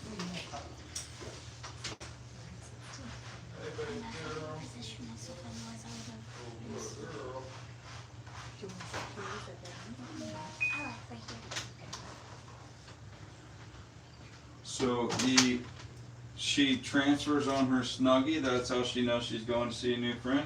So see, she's reaching right across to it. All right, baby. Night night. Good girl. Here we go, and support her under the bottom end right there, so that she doesn't beat her foot like this. Just tap tap, and she will release. Remember, the clamp down is their natural relaxed state. So if she's too tight, just tap tap, and she will release. And I'm gonna open Flash's door. Flash is, it's gonna be up to him. He might stay with us. He might head up. I don't know. I don't think he's in the way of the door right now. Absolutely. Hey, Bobo. Absolutely. Oh, I see you already have a fallow tracking bracelet. Oh, you've got a manatee there, dolphin or something. Oh, that's a sloth. Yeah. I have okay. one. I have two. Which sloth are you tracking? I have no idea. My friend got it for me from work. The Oh, car's at okay, home. so you're reaching around onto the belly side over there? That's for I no-no zone. have two. I have two bracelets that I track. Yeah, what do you have? A giraffe and a polar bear. Cool. Did you know So you also pretty get much have the that earth too? covered between a giraffe and a polar bear then, right? Yeah. Now I want to He's see out, by the if way. what? Watching. He's Yeah. the little guy. That's why I'm having my feet up. You I'll didn't pick get him my up when shoes he walks anymore. out in the middle here. There You he didn't is. get my shoes anymore. Not now. Hey. We have a ferret So, who loves feet too. This guy that gets your feet, this is a Brazilian three-banded armadillo. He's the only kind that closes up into a complete ball like that. She's Zoe's like, oh, there's my little roomie. So, and then when he comes out, he just, when he comes out, he just opens up like that. And then you've seen how quick he runs around on the ground. But it's not a shell. All those little stars are little bony plates that are all held together with skin. Oh, that's pretty cool. Yeah. You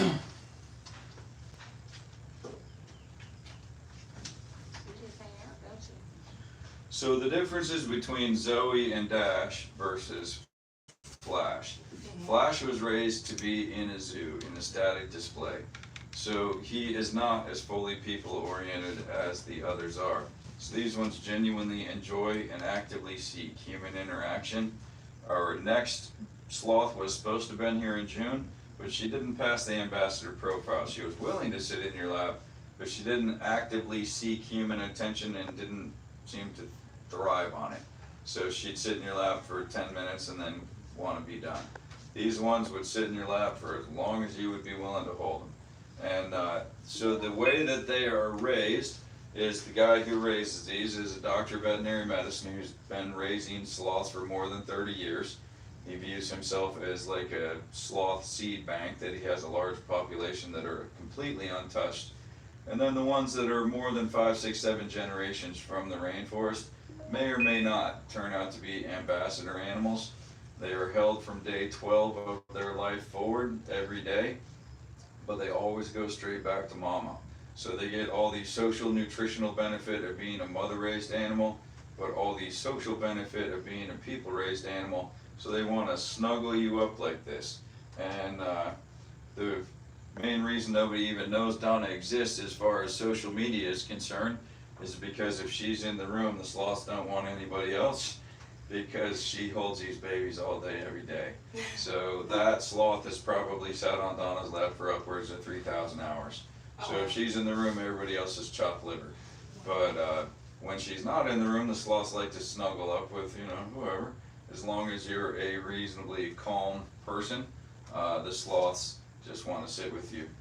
And it's sort of a thing that's kind of hard to explain, that when you hold a sloth, it just seems like sort of hits people. Like, I don't know, I guess some people would call it like a zen, or I don't know what, but just a calm seems to overcome people when they hold a sloth. So Kevin on the other side of the camera there, his significant other is, what is she, an LCSW? Therapist, yeah. What's her title though? Is it LCSW. Is that, yeah. So she says that she needs to start doing sloth therapy down here. but there's just only so many hours in the day for the sloths. And so, also it helps our sloths that always want to cuddle with people, that we only do 2 hours of encounters per day. And it is extremely rare that there's a third person in the room. Usually there are only 2 people in the room. We had a little snafu with somebody under 13 without an accompanying adult, is why there are 3 people here today. Very, very unusual for us. But so the sloths see an extremely limited number of people, and they only do 2 hours of encounters per day. Go ahead. Yes, on encounter. What do you need?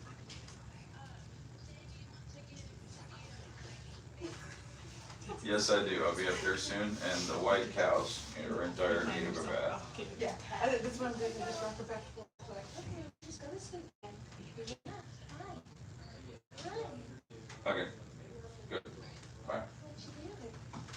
The so and they while they only do 2 hours of Just whenever you have a minute.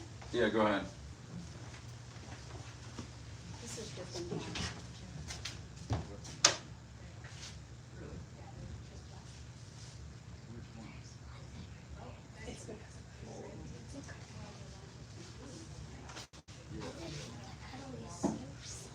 It's really cool how she knows when she sees her cuddly, she's going to someone. Yeah, And that's that's really just cool. really cool. That's extremely cool. That's what I was saying, yeah, like when we went to the Gulf Shore Zoo and everything, and I was so excited, and like, yeah, 5 minutes before we got there. So the I guess we weren't signed up for this at all, but it's all good. I guess we were all only signed up for Flash, but it's okay. So you guys get bonus time today. Oh, wow. So- no, I was signed up for her. Oh, were you? Yeah, Okay. We were only signed up for this one. Oh, yeah, see, I Yeah, we think were the only signed up VIP. for Bonus time. Yeah, all right. So anyhow, so they get all the social nutritional benefit of being a mother-raised animal, while at the same time getting all the social benefit of being a people-raised animal. And I always do a disclaimer every time I'm on a live with someone holding a sloth to say, please don't look at what we're doing and think it's a good idea to buy yourself a sloth. It is positively not. The sloths that you can find for sale on the internet, there is no reputable breeder of sloths who will sell a sloth to a member of the general public, because the sloth is extremely unlikely to survive. The sloths that you find for sale on the internet are stolen from the rainforest and sold to be pets. Those animals, according to slothconservation.org or slothconservancy.net or the government of Costa Rica, have an average lifespan of 1 to 2 months in captivity. So please don't do that. Also, if you should choose to do that, we are petting a multi-generation captive bred sloth who's been doing this for all of her life. So is her mother, her grandmother, her great-grandmother, and her great-great-grandmother. So this is the difference between a house cat and a feral cat. If you have a house cat, it will sit in your lap and purr while you pet it. If you have a feral cat, it will very much not purr while you pet it. So this is not the experience that you would have if you buy a sloth off the internet. Also, I always say, if you are booking a sloth encounter, please look before you book. If you're going to a place that books their sloth 8 and 10 hours a day, that is the love of money, not the love of sloths. The goal of this sloth encounter is to provide an ethical place where people can, up close and personal, enjoy sloths in a safe way for the sloths and a safe way for the person that is not harmful to the sloth. The sloths who are raised like this and handled like this live around 50 years. So the theory on how long a sloth lives in the rainforest is about 20, but of course no one has ever observed a sloth in the wild from birth to geriatrics, so it's impossible to say with accuracy.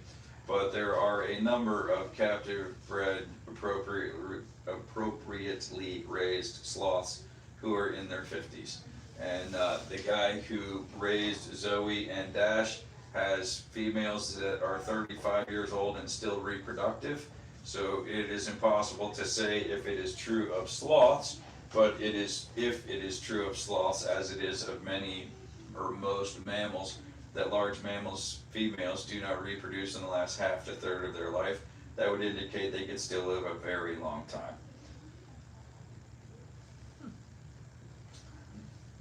And you can tell approximately how stressed Zoe is by this, right? Let me get pictures from this side.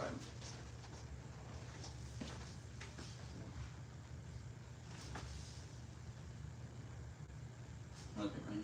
There you go. I don't have my reading glasses on, is that right?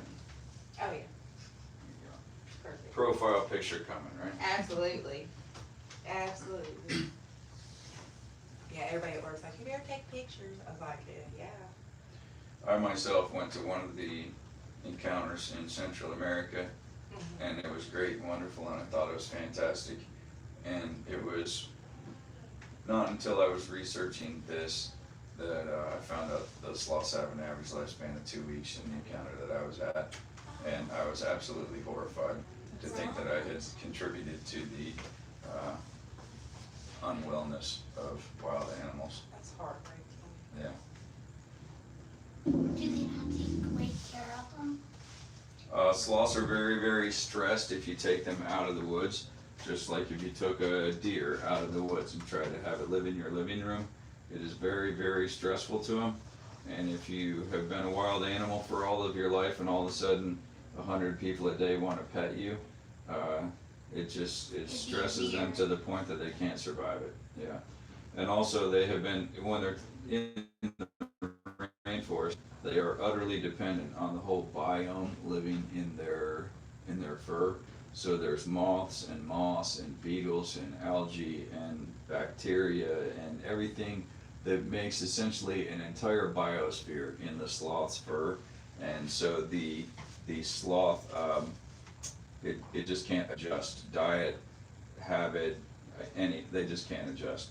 So the guy who raises these, even his generation 0 was not taken. They were animals that were too injured to return to the rainforest originally.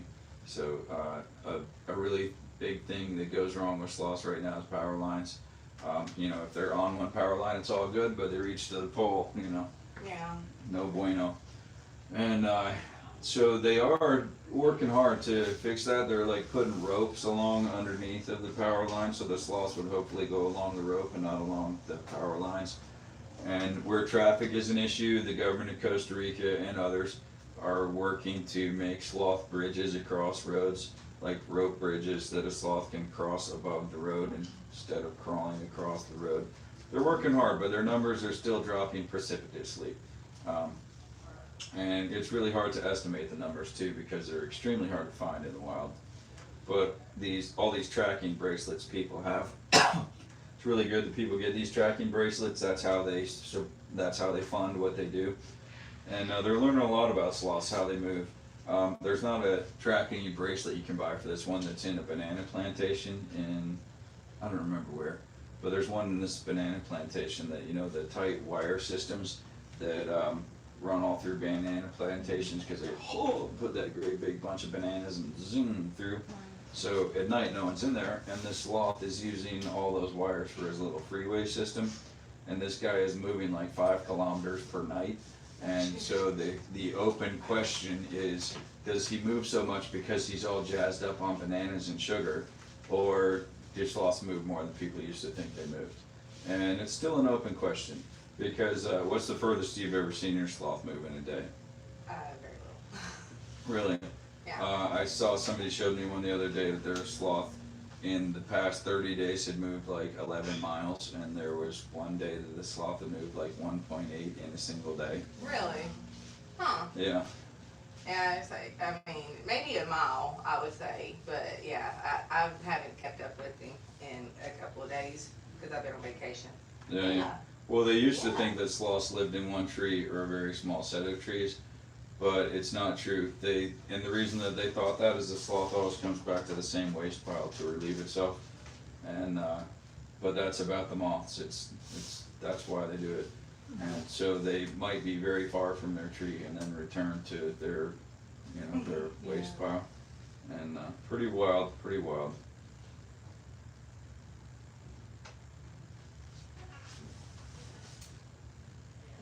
I haven't seen the sloth heartbeat shirt before. Yeah, the That's pretty friend cool. who got me the bracelet, She, I think she's got your necklace. she does, there. yeah. Yeah, because I'm a nurse also, so she got me the heartbeat for that, and because I love sloths. What type of nursing do you do? Right now is long-term care. So. If you would like to feed her, you can take some of these and give them to her like this. Cool. You don't have to sit in the chair, you can get up if you like. Flash very much prefers the green beans, she prefers the sweet potatoes, These. the orange ones. Orange ones, maybe that's carrots. Like you thought it was carrots earlier. Yeah. Just give her time to chew and swallow. So like right now, she very much looks like she's inviting you to stroke her belly. Yeah. She is not. Like a dog does that when it wants its belly scratched Yeah, and yeah. rubbed. Why do they do that? Because it makes. She's just chillaxed. She's like, I'm in a safe place, I'm good. Just don't touch me. Yeah, just don't touch my belly. You can't touch this. Da-na-na. Well, and you said that Flash didn't want his belly touched either. Like, does none of them not want their bellies touched? So Dash is the baby, and Dash, I have worked hard from the time that he came here to orient him to every different type of touching. Mm-hmm.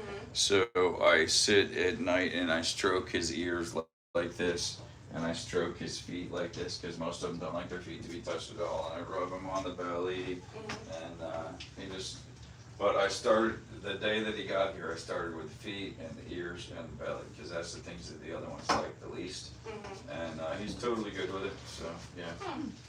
I'll probably do that with any other sloth I ever get in the future. How they're all. This was the first sloth we had that was a holding sloth, and kind of like parents with their first baby, you know, it's kid gloves on everything. Right. And so everything was her way for a long time. But before I had this sloth, I didn't know that sloths could be playful.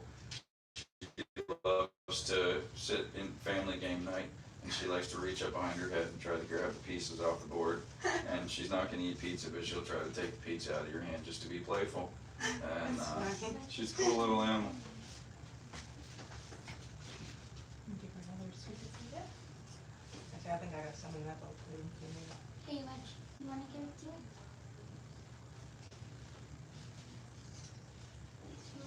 Two of my daughters are nurses. Oh, really? One is pediatric oncology and one is trauma. Hats off to the peds for sure. Like. Yeah, that's thrill of victory or the agony of defeat, right? Absolutely. Yeah. My husband asks me all the time why I don't work at Children's or even in the ER, because I'm like, I couldn't do that. Like, because a lot of my patients are geriatric, and it's like, I mean, I know it's, you know, not good to say, but it's like, I mean, they live their lives, you know. It's Yeah. like, I do geriatric as well. yeah, it's like, I could not possibly take care of children. Like, it would break my heart every day. Absolutely. Just take the joy out of it. Yeah, like, I can't. Like, I worked in hospitals, not in the ER, but I worked in a hospital, I worked in dialysis, and yeah, now I'm long-term, and it's like, that's one thing I cannot do is feeds. So where are you from? We're in Greenback, outside of Knoxville. Oh, okay. Yeah. I can't like you then, because Greenback took our kids out of state a couple years Oh. playing soccer. Oh, I was gonna say, it can't be football, because no offense, but Greenback's not good at football. I say no, it's at Alcoa, because my son, he goes to Alcoa, and they have a pretty good football team every year. He's looking for another buddy. I said, you want another bite? Yeah. Are you hungry? You're way hungrier than Flash Yeah, was. Flash isn't hungry at Someone all. mentioned a sweet potato. Yeah. Now I want my sweet potatoes. Give me all the sweet potatoes you've got, people. Yeah, I would say, we had to bribe Flash. Yeah, we had to bribe Flash. Maybe it's his nap time. He I wouldn't don't know rather, what Flash is doing today. he'd rather nap. Yesterday he was like all into it, and I was doing dash encounters in the afternoon, and the door was standing open. He's like zing, zing, zing, zing, zing, zing, zing. I'm like, are you a cheetah or a sloth? Yeah, which one are you doing? Yeah. It's like, Are you trying to Today he's like, cheetah? oh, let's just be quiet. yeah, let's just hang out, chill for the day. He had too much yesterday. I think it's just crazy that he could literally just hang there and be sleeping. Like, And his head doesn't hurt or anything. no, It's Yeah. just crazy. You ever read about how giraffes' blood pressure system works? I can track my giraffe's blood pressure on my phone, but I rarely do that. So a giraffe, when its head is all the way up in the air, you know, it's 24 to 26 feet up, Yeah, and it's 12, 13 feet higher than its heart. So it takes a tremendous amount of blood pressure to put blood up to its brain that high up. Right. So then when its head comes down, you know, obviously it ought to stroke out. Right. And so the way that it works is their head comes down, there's a network of blood vessels around their heart that just opens up to recirculate blood so that it recirculates the heart instead of going to the aortas to maintain a constant blood pressure at their brain. Oh my god. Huh. Mommy, she just Well, that's wrapped her thing interesting. around my finger. Oh my gosh. Make sure you don't pull it to her mouth. Oh my god, yeah. Roll your I'm hand like, out. that's why I was kind of like, just touch her finger. gotta make sure she doesn't try to mistake me. My So how fingers long are can not they get? thin. Say what? No, How my long can fingers they aren't. get? Oh, when he hangs all the way down, he can touch this doorknob. Oh, wow. He's that He long. can just barely touch it, like the paint missing here is him scratching at it. He can just barely touch that one. So the females, like, how many babies can they have? About one every 2 years, give or take.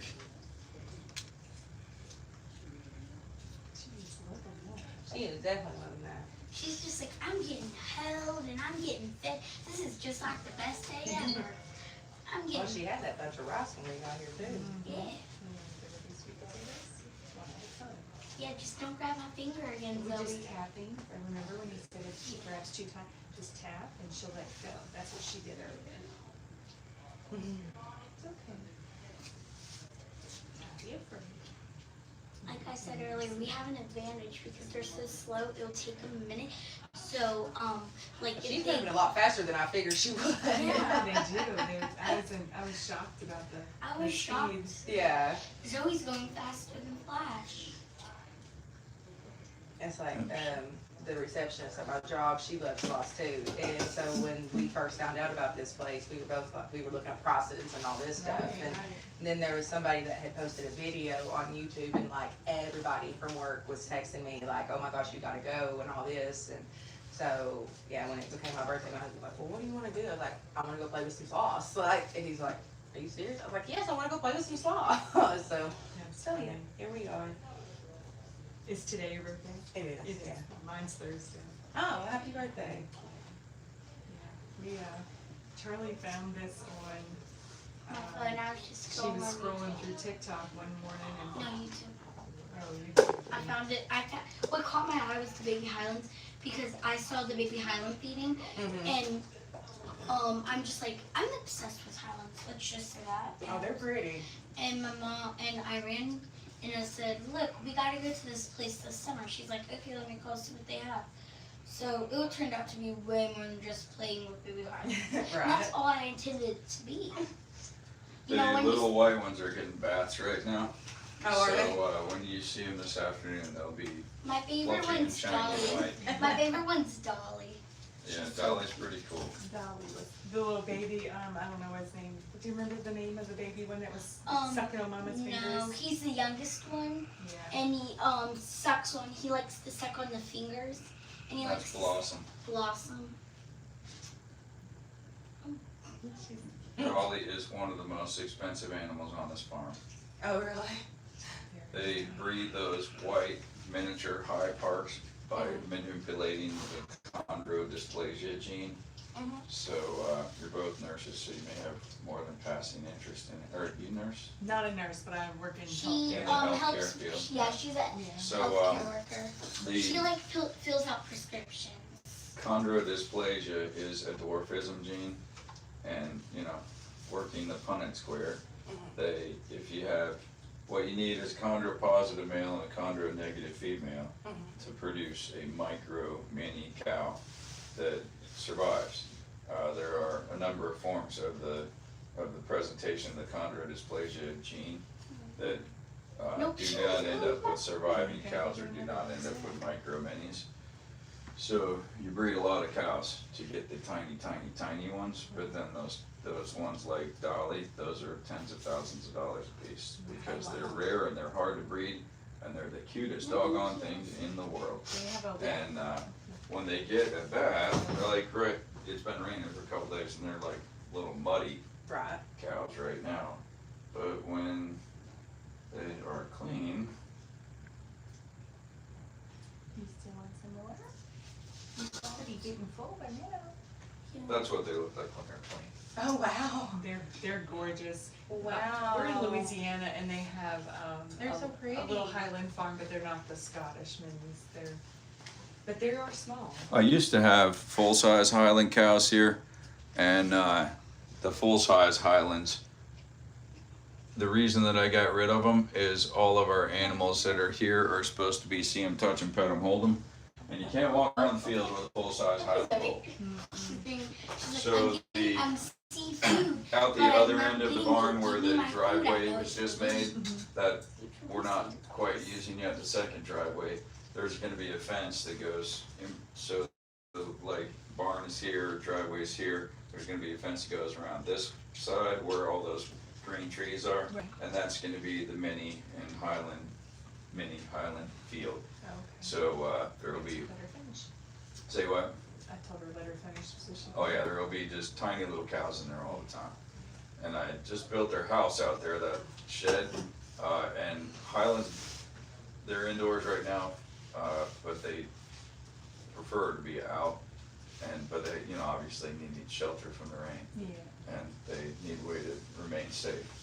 So, yeah, that's the longer range plan on those. Yeah, they have a little Highland farm not too far from us, and they have birthday parties where they go and put the bows in their hair and they do the pictures and feed them and love on them and. So when you're breeding minis, every year you get a smaller bull, and then over time you step down in size. And Are you coming back up?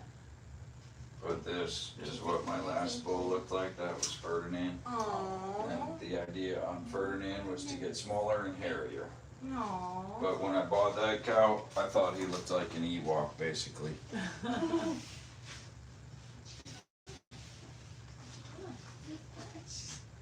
You guys was itching? She's like, where's Flash? There he is. I don't really want to see him. Flash is hanging But I out want asleep. him. Oh my He gosh. is zonked out. He's zonked out, yeah. Oh my gosh, Flash. He is doesn't even look when he's sleeping. No. No. Я по-русски язык чуть-чуть плохо, почему-то.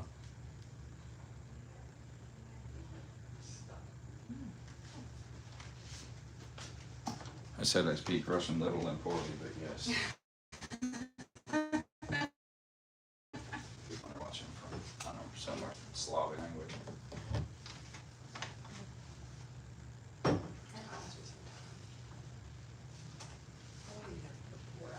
So their eyes aren't tiny, it's just their pupils that are tiny, and the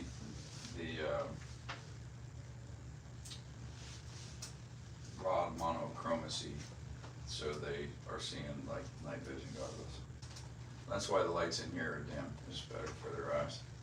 They can see better in dark. Marginally, but they all see poorly.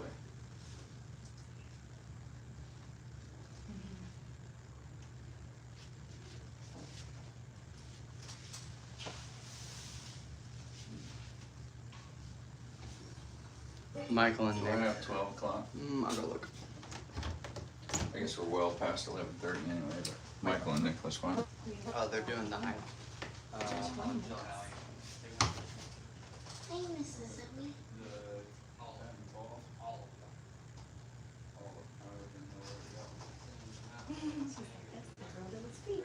It must be potatoes. Oh my god. I think she told me those was a big chunk piece of food. Oh my god. She's going. No, don't tease her. Don't tease her. Get her a piece of food if she still wants some. Okay, yeah. She is a hungry little girl. Yeah, she's super hungry. Oh gosh. It's okay. Don't It's grab okay. that hand, Zoe. You cannot grab this hand. Remember, just hold it That was in her mouth close. until she'll hold it. That was a close call. Wait till she grabs it and then you can let go of it. No, close call. Oh, okay. We probably should- I literally mean close call. should. Her nails are sharp. I would have ripped right through them. Flash is waking up. Oh, he's finally blinking.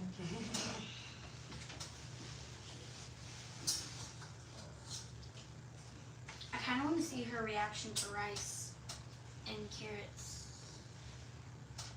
But yeah, she was in there feeding her that. Mm-hmm. I was like, oh, wow, she's so hungry. Because she did come back out and get a second bowl. Yeah. You just like to eat. I think she's skinnier than most. I think once, like, she's skinnier than Flash. We get to fly back to Louisiana. I do you? Yeah, What part of Louisiana? Covington. We're an hour from New Orleans. Oh, okay. Yeah, not too bad. More money, more bills. Yeah, for sure.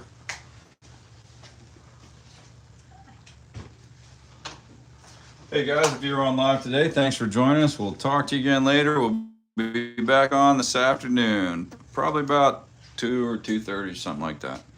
Just keep an eye out for us.